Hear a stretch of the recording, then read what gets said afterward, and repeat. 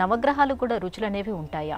ఇలా నవగ్రహాలకు తీపి, కారం వంటి రుచులు ఉన్నట్లుగా తెలియచేయటంలో ప్రయోజనం ఏంటి?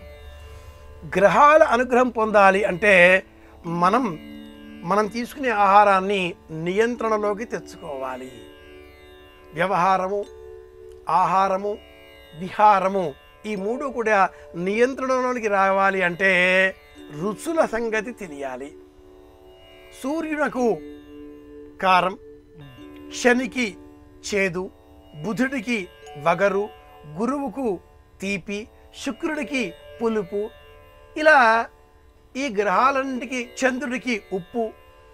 ఎందుకు ఇలా రుచులు ఏర్పాటు చేశారు అంటే జాతక చక్రాన్ని అనుసరించి ఏ గ్రహాల అనుగ్రహం తగ్గుతుందో ఆ గ్రహాలకు అనుకూలంగా చెప్పబడ్డ ఆ రుచిగల పదార్థాలను దానం ఇవ్వడం, ఆహారంగా స్వీకరించడం, ఇలాంటి చర్యలు చేపట్టడం ద్వారా మన దేహంలో సమతౌల్య స్థితిని సాధించవచ్చు, ఆరోగ్యం పొందవచ్చు. ఆరోగ్యాన్ని పొందేటటువంటి క్రమంలో కుజుడి అనుగ్రహం బాగోలేదా, చతుర్థంలో, అష్టమంలో, సప్తమంలో కుజదోషం ఉందా, అలాంటప్పుడు కారంతో కూడుకున్న పదార్థాలను ఇతరులకు దానమిద్దాం. అలాగే వైవాహికపరమైన చిక్కులలో గురుగ్రహం అనుకూలంగా లేదా, అలాంటప్పుడు తీపి పదార్థాలను శుక్రవారం నాడు ఇతరులకు అందజేద్దాం. గురువు గురించి తీపి కదా.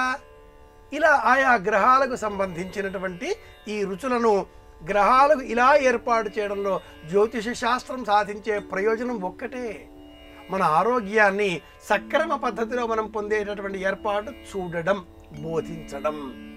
గ్రహాల అనుగ్రహం పొందే నిమిత్తంగా వివిధములైనటువంటి పదార్థములను దానమివ్వడం, ఆయా పదార్థాలకు సంబంధించిన రుచులను స్వీకరించడం, ఆయా ధ్వనులు ఉండేటటువంటి మంత్రాలను జపం చేయడం, ఆయా వర్ణాలకు అన్నట్టు గ్రహాలకు వర్ణాలు కూడా ఉన్నాయి.